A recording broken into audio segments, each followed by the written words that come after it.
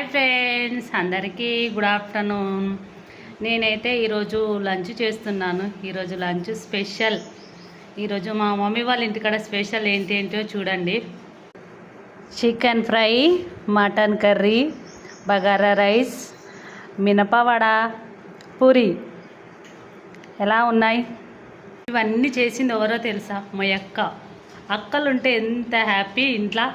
అందుకే నేను చాలా హ్యాపీ. మా అక్క లాంటి అక్క దొరకడం.